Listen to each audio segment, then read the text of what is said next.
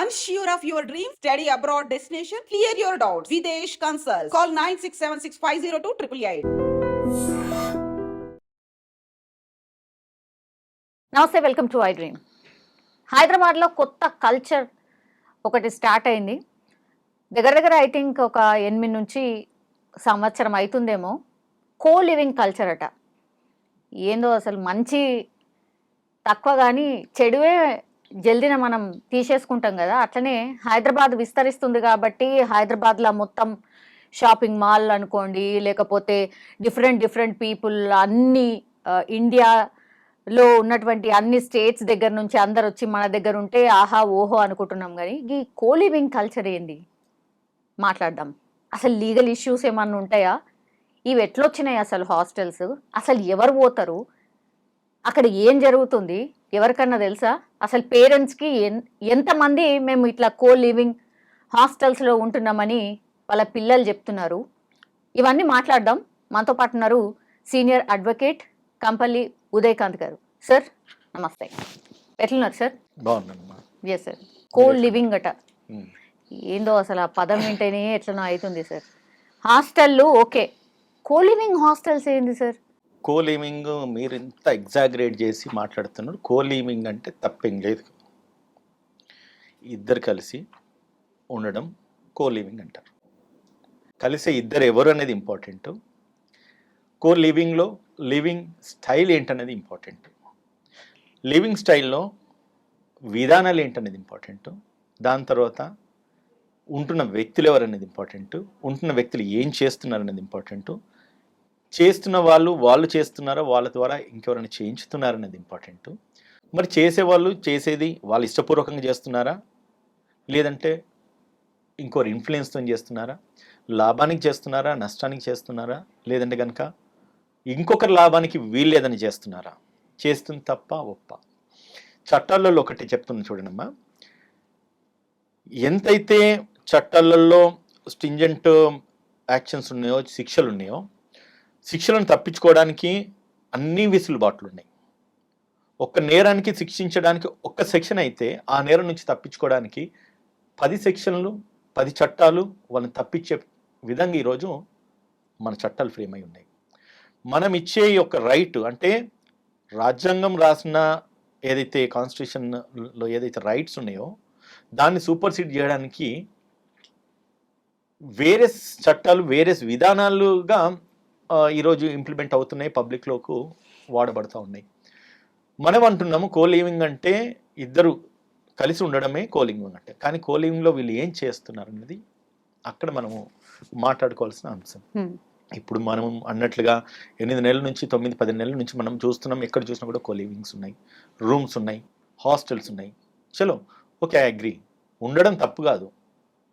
ఉన్న దాంట్లో వాళ్ళు ఏం చేస్తున్నారన్నది అది తప్ప ఒప్ప దాన్ని నిర్ధారించడానికి వాళ్ళు చేస్తున్న యాక్టివిటీస్కి సంబంధించిన చట్టాలు వాటి మీద పని చేయాలి. వాటి మీద నిద్రాని ఎవరిది? సరే, పర్మిషన్స్ అయితే ఇచ్చిండ్రు. హాస్టల్స్కి and co living hostels or రూమ్స్కి వాట్ ఈస్ ద డిఫరెన్స్? మరి హాస్టల్స్ వన్ థింగ్, ఒక హాస్టల్ ఒకరు ఉండొచ్చు. కో లివింగ్ అంటే ఇద్దరు ఉండొచ్చు. కానీ ఇద్దరు ఆడమోగా ఉండొచ్చా, ఉండరాదా? ఈరోజు మనకు ఫార్చునో అన్ఫార్చునో మన సుప్రీంకోర్టు ఏం చెప్పిందంటే ఆడమోగా కలిసి ఉండడం తప్పు కాదని చట్టం ఉంది. కలవడం తప్పు కాదంటే, శారీరక సంబంధం పెట్టుకోవడం తప్పు కాదంట ఉన్నది. అది కనుక చేస్తే రాజ్యాంగ ఉల్లంఘన అవుతుందంటుందండి. కాన్స్టిట్యూషన్ రైట్ను మనం వైలేట్ చేసినట్టు అవుతుందని చెప్పేసి సహజీవనాన్ని లీగలైజ్ చేసింది మన భారత సుప్రీంకోర్టు. ఈ దేశంలో మనం బ్రతుకుతున్నాము.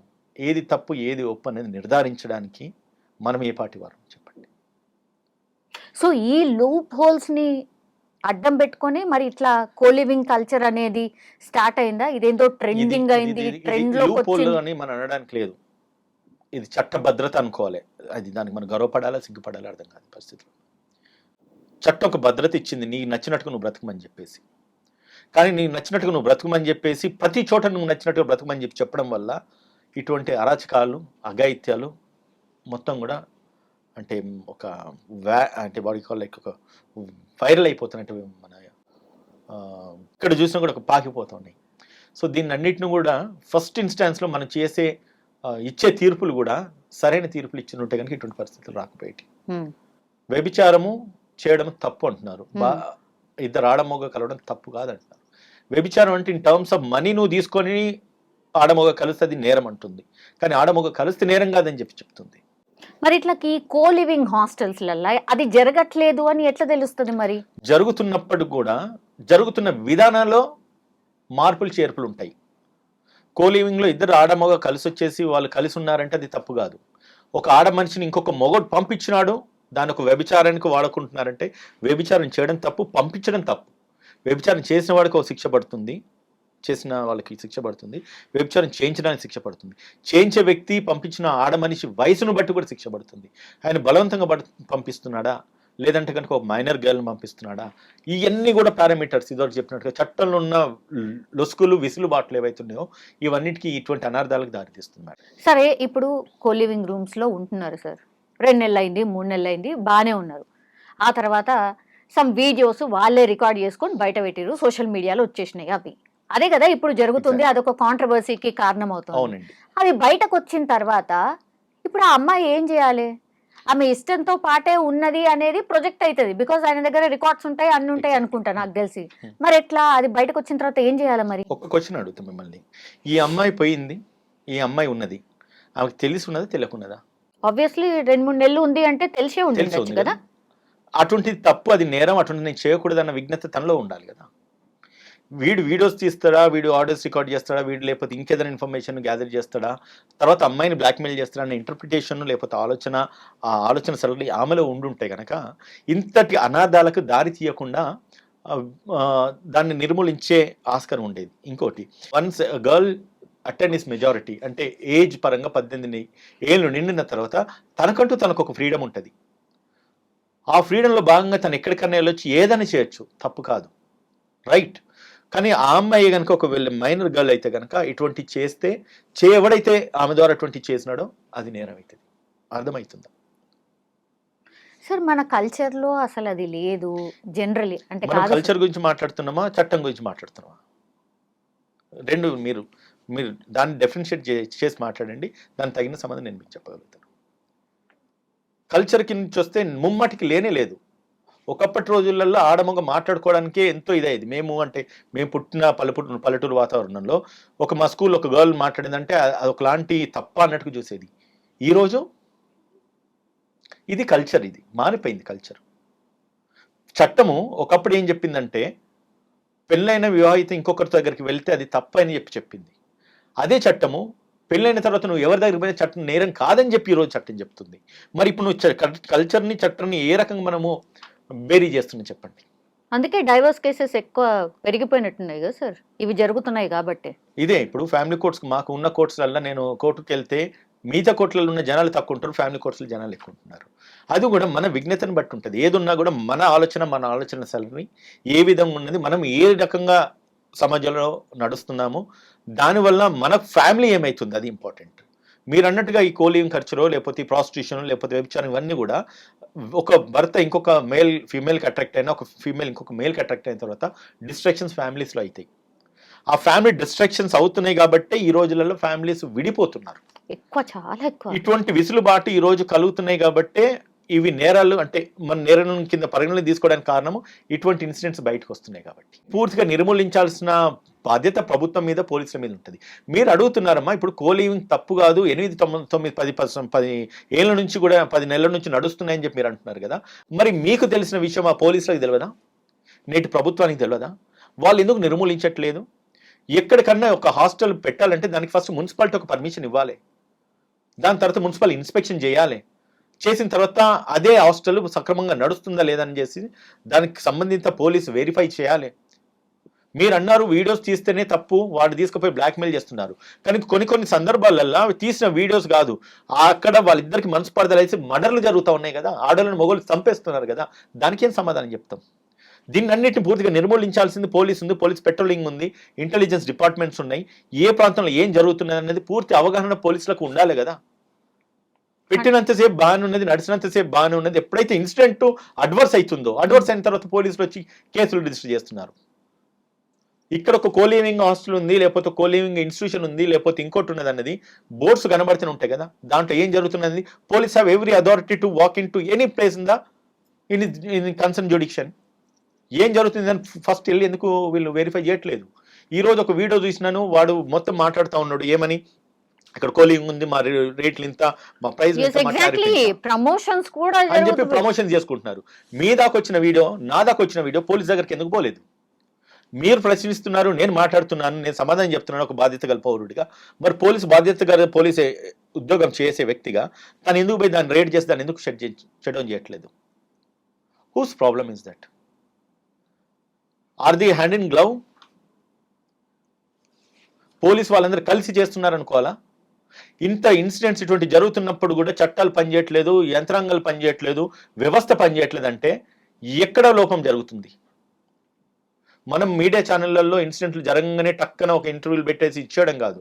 మీకు నిజంగానే ఆ రైట్ ఉంది, మీడియా ఎక్కడికైనా వెళ్ళగలుగుతారు, వెళ్ళండి ప్రతి చోట ఎక్కడెక్కడైతే ఇటువంటి ఇన్సిడెంట్ జరుగుతున్నాయని చెప్పి అక్కడ మైక్ పెట్టేసి ఇష్యూస్ ఎలివేట్ చేయండి. మీరన్న ఇన్సిడెంట్స్ ఆగిపోతాయి. ఒక లేడీని తీసుకుపోయి రూమ్లో తీసుకుపోయి వాడేదో మబ్బె పెట్టేసి లేకపోతే మాయ చేసేసి వీడియో తీసి బయటికి పోస్ట్ చేస్తున్నారు అన్నారు. దాన్ని నిర్మూలించడానికి మీరే వంతు ప్రయత్నం మీరేం చేస్తున్నారు? మీడియా వన్స్ ఇన్సిడెంట్ జరిగిన తర్వాత మనం రియాక్ట్ అవుతున్నాము, కాకముందు మనకు ప్రతి రైట్ మీకు ఉంది కదా. యూఆర్ ద ఫోర్త్ స్టేట్, మీరు ఎక్కడికైనా పోవచ్చు, ప్రతి చోట మీరు ప్రశ్నించండి. మాలాంటి న్యాయవాదులు లేకపోతే పొలిటీషియన్స్ ఎవరో ఒకరు వచ్చేసి మీకు ఖచ్చితంగా సపోర్ట్ చేస్తారు. దాని ద్వారా విక్టిమైజ్ అయిన కొన్ని మహిళా మండలి, కొన్ని సంఘాలు ఉన్నాయి, ఆర్గనైజేషన్స్ ఉన్నాయి, షీ టీమ్స్ అని ఉన్నాయి ప్రభుత్వంలో, వాళ్ళందరూ కూడా ప్రొటెక్ట్ చేస్తారు. అన్లెస్ అండ్ అంటిల్ ఒకటండి, ప్రశ్నించే గొంతుగా బయటకు వచ్చేంత వరకు ఇటువంటి నిర్మూలించబడాయి. ఆ పవర్ మీలో ఉంది, మీరు బయటికి రండి, మాలాంటి వాళ్ళు కూడా సహకరిస్తారు. Sir, boys hostels, girls hostels ఇట్లా సపరేట్ నడుపుతున్నాము, అట్లనే కోలివింగ్ కూడా నడుపుతున్నాము. ఎట్లా సార్, ఎట్లా సాధ్యం? ఇంతసేపు కూడా నేను మీకు అదే చెప్పిన కదమ్మా, కోలింగ్ నడుపుతున్నాను, పర్మిషన్ అదే అంటున్నాను. ప్రభుత్వం వీటిలో ఖచ్చితంగా స్ట్రింజెంట్ యాక్షన్ తీసుకోవాలి. అందులో ఏం జరుగుతుంది, చట్టరీత్యా నేరమా కాదా, అండ్ ఒక వ్యక్తిని, ఒక ఆడ మనిషిని తీసుకొచ్చి ఇంకోటికి ఆర్గనైజ్ ఇన్స్టిట్యూట్, అదేది కోలివింగ్ హాస్టల్ నడిపే వ్యక్తి ఒక మనిషిని తీసుకొచ్చి ఆడు వ్యభిచారం చేయించితే నేరం అని చెప్తుంది చట్టం. అటువంటి చేయించితే 10 సంవత్సరాల శిక్ష అని చెప్తుంది చట్టం. మరి చట్టం ఇది చెప్తున్నప్పుడు, అటువంటి జరుగుతున్నప్పుడు పోలీస్ యంత్రాంగాలు ఎందుకు పని చేయట్లేదు? పని చేయాల్సింది అవే కదా. ఇప్పుడు లీగల్ సర్టిఫికేట్ ఇచ్చినట్టు అయింది కదా సార్. ఇట్లాంటి కోలివింగ్ సర్టిఫికేట్స్ ఎక్కడ ఇవ్వలేదమ్మా. కోలింగ్ పెట్టుకోండి అన్నారు. నేను ఇదివరకు ఇంటర్వ్యూకి స్టార్ట్ అయ్యే ముందే నేను చెప్పిన, కోలింగ్స్ లో దే ఆర్ 2 డిఫరెన్సియేషన్ ఉండేది. మరి ఇద్దరు ఉన్నది కోలివింగ్ అవుతుంది, ఆడమొగ ఉన్న కోలింగ్ అవుతుంది. ఆడమొగ కలిసి ఉంటే వాళ్ళ ఇష్టపూర్వకంగా ఉంటే తప్పు కాదు, బలవంతంగా ఉంటే తప్పు అవుతుంది. వాళ్ళు వ్యభిచారం చేస్తే తప్పు కాదు, వ్యభిచారం డబ్బులు తీసుకుంటే తప్పు అవుతుంది. ఆడపిల్లను తీసుకెళ్లేసి ఇంకొకరి దగ్గరికి వ్యభిచారం చేయించితే తప్పు అవుతుంది. ఒక ఆడపిల్ల ఇష్టపూర్వకంగా పోయింది వేరైతుంది, ఆమెను బలవంతంగా తీసుకెళ్తే తప్పు అవుతుంది, అది నేరం అవుతుంది. కోలివింగ్ హాస్టల్స్ లో, ఆ రూమ్స్ లో ఎవరు ఉంటున్నారు సార్? అంటే తెలుగు రాష్ట్రాల పీపుల్ ఉంటున్నారా, అంటే మన వాళ్ళు ఉంటున్నారా, లేకపోతే మిగతా స్టేట్స్ నుంచి వచ్చిన వాళ్ళు ఉంటున్నారా? నాకు ఒక వాస్తవంగా చెప్పాలమ్మా, ఈరోజు మీరు పొద్దున ఇంటర్వ్యూకి పిలిచినప్పుడు ఈ కోలింగ్ అన్న కాన్సెప్ట్ నాకు తెలిసింది. తర్వాత మీరు పిలిచిన తర్వాత 2 గంటలు దాని మీద నేను రీసెర్చ్ చేసేసి ఒక 4 పేజీల డాక్యుమెంట్ ప్రిపేర్ చేసుకున్నాను. అసలు ఏం జరుగుతుంది, ఎక్కడ జరుగుతుంది అని చెప్పేసి మా లీగల్ టీం అంతా కూడా పని చేస్తే తప్ప నాకు ఒక 4 పేజీల డాక్యుమెంట్ బయటికి రాలేదు. వాస్తవం చెప్పాలంటే ఇది నాకు తెలియదు. ఈ రోజు మీరు తీసుకొచ్చిన కాబట్టి తెలిసింది. దీన్ని ఖచ్చితంగా అవసరమైతే ప్రభుత్వం దృష్టికి ఇంకా బలంగా తీసుకెళ్లే ప్రయత్నం నేనైతే నా వంతు కృషిగా నేను చేస్తాను. అండ్ మీలాంటి మీడియా ఛానల్ వాళ్ళు కూడా నాకు సహకరించండి. అండ్ ఇది పూర్తిగా ఎరాడికేట్ అయితే ఒకటమ్మా, ఏదో వేరే రాష్ట్రాల నుంచి వస్తున్నారు, ఉద్యోగాల గురించి అని వస్తున్నారు, ఇక్కడ ఉంటున్నారు ఆడపిల్లలు. వేరే రాష్ట్రాల నుంచి ఉద్యోగాల నుంచి వస్తున్నారు, మగవాళ్ళు ఇక్కడ ఉంటున్నారు. ఈ వేరే రాష్ట్రాల నుంచి వచ్చేసి మన రాష్ట్రాన్ని, మన ఊరు కల్చర్ని పాడు చేస్తా ఉన్నారు. ఎగ్జాక్ట్లీ. ఆ కన్సర్న్ మన రాష్ట్ర ప్రభుత్వం మీద కానీ రాష్ట్ర ప్రభుత్వ యంత్రాంగాల మీద ఉండాలి. ప్రతిదీ ముఖ్యమంత్రి పర్యవేక్షించాలి, లేకపోతే ప్రతిదీ డీజీపీ పర్యవేక్షించాలి, ప్రతిదీ ఇంకటి కాదు. ప్రతి చోట ప్రతి పౌరుడికి, ప్రతి సిటిజన్కి దీని మీద ఒక అవగాహన ఉండి, దీని మీద నిజంగా వాళ్ళకంట ఒక ఓన్ కన్సర్న్ ఉంటే ఖచ్చితంగా దీన్ని మనం నిర్మూలించగలుగుతాం. సరే, వాళ్ళు ఆడమొగ కలిసి ఉన్నారు, హ్యాపీగా ఉన్నారు, there is no issue at all. But ఆ అట్మాస్ఫియర్ చుట్టూ కల్చర్ను పాడు చేస్తూ ఉన్నారు.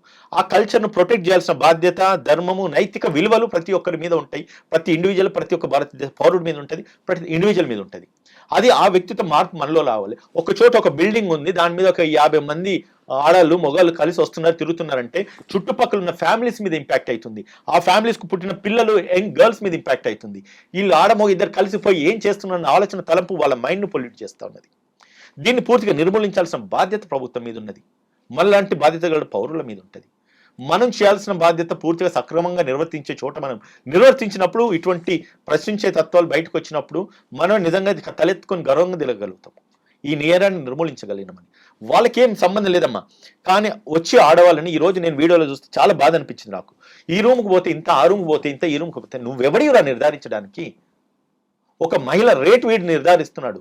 ఆ మహిళకి ఏ పరిస్థితిలో ఆమె అక్కడికి వచ్చిందో తెలియదు, బ్రతకలేని పరిస్థితి. అంటే ఈరోజు లేడీస్ అంటే ఆడలు బ్రతకాలంటే వేరే వేస్ ఉన్నాయి.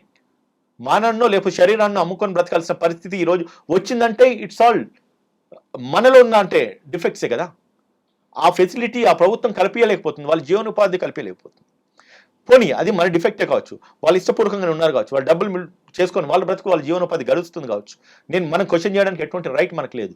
కానీ చేయించే వాళ్ళు చేయించుతున్నారు చూడండి, అది తప్పని నేనంట. దాని ద్వారా కల్చర్ పాడైపోతుంది, అది తప్పని నేనంట. ఆ కల్చర్ పాడైపోవడం వల్ల మన పిల్లలు, మన ఇంట్లో పిల్లలు, మన ఇంట్లో ఆడవాళ్ళు ఎఫెక్ట్ అవుతారు, లేకపోతే మన ఇంట్లో మగ పిల్లలు, లేకపోతే మన పుట్టిన పిల్లలు ఎఫెక్ట్ అవుతారు, అది తప్పని నేనంట. సో దీన్నన్నింటిని పూర్తిగా నిర్మూలించాలంటే ప్రతి చోట ఒక పోలీస్ స్టేషన్కి వెళ్తే ఒక సీఐ ఉంటాడు, 4 ఎస్ఐలు ఉంటారు, 10 మంది 20 మంది కానిస్టేబుల్ ఉంటారు. ఎంత లా అండ్ ఆర్డర్ను ప్రొటెక్ట్ చేయడానికి వాళ్ళు ఎంతగానో ఏం చేయగలుగుతారు, ఎంత పాజిబుల్, ఎంత ఇరాడికేట్ చేయగలుగుతారు. అంటే నేనేమంటున్నానంటే మనము ఈరోజు సరే ఈ ఇంటర్వ్యూ 10 మంది చూస్తారు, 100-1000 మంది చూస్తారు, అది తెలియదు. కానీ చూసే ప్రతి వ్యక్తి ఇన్స్పైర్ కావాలి, వాళ్ళ చుట్టూ ఏం జరుగుతుందో వాళ్ళు గమనించాలి. అది తప్పంటే ఖచ్చితంగా ప్రశ్నించాలి, ప్రభుత్వం దృష్టికో పోలీస్ దృష్టికో తీసుకెళ్ళాలి. డైల్ 100 ఉన్నది, మీరు చేసినట్టు ఖచ్చితంగా రికార్డ్ అవుతుంది. వన్స్ ఒకసారి డైల్ 100 కొడితే పోలీసులు వచ్చేసి ఎక్కడ ఏ తప్పు జరిగినా కూడా వాళ్ళు ఖచ్చితంగా చర్య తీసుకుంటారు. వాళ్ళు తీసుకోకపోతే కోర్ట్స్ ఉన్నాయి, లేదంటే కనుక ప్రభుత్వం హైయర్ అఫీషియల్స్ ఉన్న వాళ్ళకి ఇన్ఫార్మ్ చేయాలి. ఇవన్నీ పోలీసులకు తెలిసి జరుగుతున్నాయి, తెలియక జరుగుతున్నాయి అని చెప్పేసి ఈ రోజు ఈ ప్లాట్ఫామ్లో నేను అనలేను. కానీ ఒకవేళ పోలీసులకు తెలిసి జరిగితే దాన్ని పూర్తిగా నిర్మూలించాల్సిన బాధ్యత పోలీసుల మీద ఉంటుంది. ఎన్ని ఉంటాయి మన సిటీలో, ఎన్ని ఉన్నాయి ఇప్పటికే? ఎన్ని ఉన్నాయంటే ఈ రోజు ఇది ఉన్నదని చెప్పి ఈ రోజే నాకు తెలిసింది అంటున్నాను, వాస్తవంగా హానెస్ట్గా చెప్తున్నాను. నేను తెలుసుకున్న తర్వాత నేను రీసెర్చ్ చేస్తే ఇన్ని విషయాలు బయటకు వచ్చినాయి. ఉద్యమం అన్నది మొదలన్నది 1 నుంచి కౌంట్ మొదలైతే 100 పోతుంది, 100 నుంచి లక్ష కోటి పోతుంది. స్టార్ట్ విత్ 1, ఏదో ఒక చోట ఒక స్టెప్ వేయండి.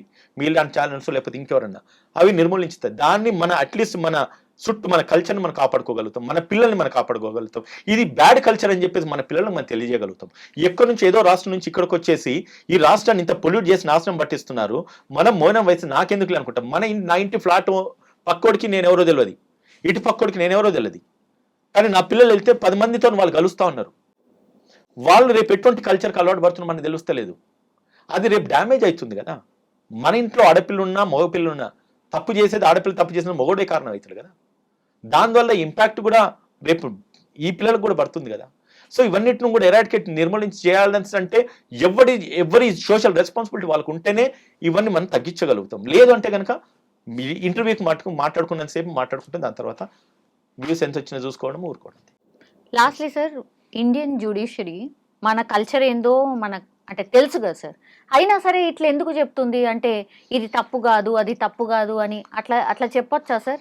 అందుకే కదా ఇట్లా డిఫరెంట్ గా ఇట్లా కొత్త ఇవి ట్రెండింగ్ కి పోతున్నాయి అని ఇట్లాంటివే వస్తాయి. మరి ఫ్రీడమ్ అనేది constitutional right, freedom of living అంటారు, అది రాజ్యాంగంలో కల్పించింది వెసులుబాటు. సార్ యాజ్ ఏ అడ్వకేట్ కాకుండా యాజ్ ఏ హ్యూమన్ బీయింగ్ చెప్పండి సార్.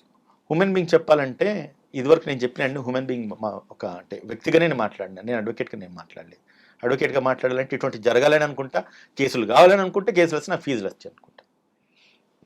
నేను అట్లా అనుకుని మాట్లాడలేదు. ఇంతసేపు మాట్లాడింది ఒక వ్యక్తిగా, ఒక సాధారణ పౌరుడిగా మాట్లాడినా. ఇప్పుడు కూడా అదే చెప్తున్నా, అక్కడ చట్టం ఏం చెప్పిందని చెప్తున్నా, లాయర్గా నేను మాట్లాడాలి కాబట్టి చెప్తున్నా. చట్టంలో ఉన్న వెసులుబాటుని దాన్ని ఒక అంటే వాడికోలేక అంటే ఆసరగా తీసుకుంటున్నారు, అడ్వాంటేజ్ కింద తీసుకుంటున్నారు. దానివల్ల సిస్టమ్ కల్చర్ మొత్తం పాడైపోతుంది. అది మనకు ఇంపాక్ట్ ఖచ్చితంగా డైరెక్ట్లీ ఆర్ ఇండైరెక్ట్లీ మన మీద ఇంపాక్ట్ పడుతుంది. సో కాబట్టి నేనేమంటున్నానంటే మన స్టేట్ రెవెన్యూ, మన కంట్రీ రెవెన్యూ, మనం కడుతున్న ట్యాక్స్లు, మనం కడుతున్న ఈ యొక్క డబ్బు కూడా ఉచితాలకు దానికి దీనికని మనం ఇస్తున్నాం. కానీ ఇటువంటి నిఘా విభాగాలకు కానీ లేదంటే కనుక ఇటువంటి సోషల్ యాక్టివిస్టులను ప్రమోట్ చేసి పబ్లిక్లో ఒక అవేర్నెస్ తీసుకొచ్చి ఇవన్నీ నిర్మూలించాలి, ఎరాడికేట్ కావాలి అన్న ఒక సిస్టాన్ని జనరేట్ చేయడానికి మనము పూర్తి ఫుల్ ఫ్లెడ్జ్ అటెన్షన్ పెట్టట్లేదు, ఫుల్ ఫ్లెడ్జ్ ఫండ్స్ లేకపోతే ఎంకరేజ్మెంట్ ఇవ్వట్లేదు. సో వన్స్ ఒక్కసారి ఏదో జరిగింది, ఢిల్లీలో ఎవరు చనిపోయినంటే అప్పుడు ఇంటర్వ్యూకి వచ్చింది నేను మీ దగ్గరికి. సరే అది శిక్ష పడింది, మీలాంటి వాళ్ళు మాలాంటి వాళ్ళు వాయిస్ రైజ్ చేస్తున్నారు. దాని తర్వాత జరగకుండా ఏం చేయాలి అన్నది ఇవాళ చైల్డ్ వెల్ఫేర్ కమిషన్స్ ఉన్నాయి, ఉమెన్ కమిషన్స్ ఉన్నాయి, ఇప్పుడు పోలీసులో షీ టీమ్స్ అని ఉన్నాయి, సైబర్ క్రైమ్ నిర్మూలించడానికి సైబర్ క్రైమ్స్ ఉన్నాయి, లాస్ ఉన్నాయి. ఎంత మటుకు మనం పబ్లిక్లో తీసుకెళ్ళగలుగుతున్నాం చెప్పండి. ప్రభుత్వం దానికి ఒక డిపార్ట్మెంటు, ఒక యంత్రాంగం ఉన్నది, పని చేస్తుందన్న విషయం ఏ కామన్ మ్యాన్కి తెలియదు. ఒక మహిళకు అన్యాయం జరిగితే షీ టీమ్స్ అన్నది ఒకటి ఉన్నదని ఎక్కువ మంది తెలియదు. అది అడ్వర్టైజ్ కూడా మనం చేయలేని పరిస్థితిలో మనం ఉన్నాం. అవన్నీ కనుక మనం పబ్లిక్లోకి అవేర్నెస్ తీసుకెళ్ళగలిగితే ఖచ్చితంగా మనం ఒక ప్రాణాన్ని కాపాడినా, ఒక మానాన్ని కాపాడినా మన జీవితానికి అది అది అది ధన్యం అయిపోతుంది, చాలు కదా. సో అది కూడా మనం చేయలేకపోతుంది. మేబీ చేసేవాళ్ళు చేస్తున్నారు, సరే అవకాశం వచ్చింది నేను మాట్లాడుతున్నాను కాదు, చేసేవాళ్ళు చేస్తున్నారు, పని ఫుల్ ఫ్లెడ్జ్డ్గా కావట్లేదు. ప్రశ్నించే వాళ్ళు ఖచ్చితంగా బయటికి రావాలి. ప్రశ్నించాలని ఆలోచన వచ్చిన వాళ్ళు కూడా ప్రశ్నించే చోట కూడా ప్రశ్నించాలి. ఉట్టిగానే మన ప్రభుత్వాన్ని బ్లేమ్ చేస్తున్నామా, పోలీసులను బ్లేమ్ చేస్తున్నామా, సరే ఏదో మీలాంటి వాళ్ళు పిలిచినా నాలాంటి వాడు వాగిపోయింది అనేది కాదు. మన చుట్టూ ఏదైనా జరిగిందంటే దాన్ని ఖచ్చితంగా మనము స్టాప్ చేయాలి. సింపుల్ ఎగ్జాంపుల్ చెప్తాం. మనం రోడ్డు మీద పోతాం, ఎవరికన్నా కింద ఏదైనా యాక్సిడెంట్ అయిందో లేకపోతే ఇంకోటి అయిందో, 100 వెహికల్స్ పోతే కానీ అక్కడ 4-5 ఉంటారు. ఇంకోటి చెప్తా, కార్ లాగాయి, బెంజ్ కార్లు అసలే ఆగాయి, స్కూటర్ రోడ్డు లేకపోతే సైకిల్ మీద పోయేటోడు, లేకపోతే మానవత్వం అనేది అక్కడే ఉంది. ఈ కార్ ఆగి నెక్కించుకొని పోయి ఒక హాస్పిటల్ తీసుకుపోవాలనే సెన్స్ మన దాంట్లో ఎవరికి లేదు. 108కి ఫోన్ చేసినామా, అంబులెన్స్ వచ్చింది, అంబులెన్స్ వచ్చి ఎక్కించుకుపోవాలి. ఇంకోటి లా కూడా ఏం చెప్తుందంటే, అటువంటి సివియర్ యాక్సిడెంట్స్ ఏమైనా జరిగినప్పుడు మీరు ఖచ్చితంగా ప్రొటెక్ట్ చేయండి. అది నేరం కాదు, తప్పు కాదు. వాళ్ళ ప్రాణాలు కాపాడగలిగితే ప్రభుత్వం నుంచి అవార్డు కూడా ఇస్తారు. అది ఎవరికి తెలియదు. ఇప్పుడు ఆ సోషల్ స్టిగ్మా మనలో ఉండాలి. ఇట్స్ ఆల్ ఒకటండి. ఇంప్లిమెంటేషన్ మేబీ రేపు నాకు ఆ సిచ్యువేషన్ వచ్చి నేను కూడా ఆగకపోవచ్చు, ఎందుకంటే నా బిజీ నాకు ఉంటుంది. నా ఒక కారు అవుతే నా వెనకాల 10 కార్లు ఆగుతాయి కాబట్టి, కానీ ఒక వ్యక్తి ఆగితే ఆగేది. అంటే వైఫల్యం అక్కడ వ్యక్తుల్లో అనా, లేదంటే కనుక అక్కడ ఉన్న సిచ్యువేషన్ సర్కమ్స్టెన్స్ అని కాదు. వన్స్ వెన్ వీ వాంట్ మనం ఏదన్నా చెయ్యాలి, ఆ ప్లేస్లో అనుకోకుండా మన బ్రదర్ ఉండొచ్చు కావచ్చు, మన సిస్టర్ ఉండొచ్చు కావచ్చు, తెలియకుండా మనమే పాస్ అయ్యి వెళ్ళిపోవచ్చు. ఓ సినిమా మనం చూసిన, ఏది వాళ్ళ ఫాదర్ చనిపోతాడు, సుస్వాగతం సంథింగ్, పాపం అనుకుంటూ కామెంట్ చేసి వెళ్ళిపోతాడు. తర్వాత ఈయన నా ఫాదర్ అని తెలుస్తుంది. ఆయన చనిపోయిన తర్వాత ఆ ఒక్క ఫాదర్ పోస్టర్లను వేసినా కూడా దొరకది. ఏదో లవ్ స్టోరీ, అది నాకు గుర్తుకొస్తలేదు. అటువంటి ఇన్సిడెంట్స్ ఎన్నో ఉంటాయి. అంటే ఈ సందర్భం అదే వచ్చింది కాబట్టి చెప్తున్నా, ఉమెన్ యొక్క మనిషి యొక్క ఆలోచన సరళని మార్పు రావాలి. ఎవడైనా మన కారు ముందుకెళ్ళి మన కట్టుకొడి పోతే ఓ అని అరుస్తాం. అరిసింది వీడు వినడు, వాడు వినడు, మన పక్క ఉన్నదని మనకు కాంట్ అయిపోతుంది, బ్లేమ్ అయిపోతుంది, మన ఎమోషన్ వీక్ అవుతుంది. సో ఇవన్నీ changes should come from our inner feelings నుంచి, మన లోపల నుంచి రావాలి. ఈ అంత సోషల్ రెస్పాన్సిబిలిటీ, సోషల్ స్టిగ్మా అంతా కూడా ఒక్కొక్క ఇండివిజువల్ నుంచి మొదలైతే, మీరు అంటున్నట్టుగా ఈ కోలింగ్ రూమ్స్ పెట్టిన చుట్టుపక్కల అపార్ట్మెంట్స్ లేవా, స్కూల్స్ లేవా, కాలేజెస్ లేవా, పోలీస్ డిపార్ట్మెంట్ లేదా, పోలీస్ జ్యుడిక్షన్ వస్తలేదా, జిహెచ్ఎంసీ జ్యుడిక్షన్ వస్తలేదా, వాడు పర్మిషన్ ఎట్లా ఇచ్చినాడు, ఇచ్చిన తర్వాత దేనికి వాడబడుతుంది, ఇన్స్పెక్షన్ చేయారా, వాడు ట్యాక్స్ కడుతున్నాడు గవర్నమెంట్కి, లేకపోతే కరెంట్ బిల్లులు కడుతున్నాడు, ఖచ్చితంగా అది రికార్డ్ అయి ఉంటుంది కదా. దాని మీద ఎందుకు ప్రభుత్వ యంత్రాంగాలు పనిచేయట్లేదు? అంటే అఫ్కోర్స్ ప్రభుత్వాల మీద, పోలీసుల మీద ప్రెజర్ ఉంటుంది, ఉండదని నేను కాదు అంటలేను. కంప్లైంట్ దగ్గరకు వచ్చినప్పుడు నేను చర్య తీసుకుంటాను అనుకుంటే సరే, వచ్చినప్పుడు ఇటువంటి అడ్వర్స్ సిచ్యువేషన్స్లో మొత్తం కొలాప్స్ అయిపోయిన, డ్యామేజ్ అయిపోయిన తర్వాత వస్తే what is the use? We cannot prevent, right? Prevention is better then cure అంటాం. ఒక గాయము అయిన తర్వాత దానికి మందు పెట్టేదానికి గాయం కాకుండా చూసుకుంటున్నాం ఏం కదంటాం. సో అది జరగట్లేదు ఇక్కడ. సో దాన్ని అందరి ఎవ్రీ ఇండివిజువల్ నుంచి రావాలండి. మీలో ఇప్పుడు వచ్చిన ఈ ప్రశ్నించే తత్వము, సరే ఉదయం అడ్వకేట్ లీగల్ అవేర్నెస్ ఇస్తాడో అనే దానికంటే కూడా ఆ ప్లేసెస్లో మీరు వెళ్ళి చూడండి, అక్కడ మైకులు పెట్టండి. Let's see where we can start, where we can stop. అక్కడ నుంచి మనం చేంజెస్ తీసుకోవడానికి ప్రయత్నించేద్దాం madam. Thank you sir. Thank you so much.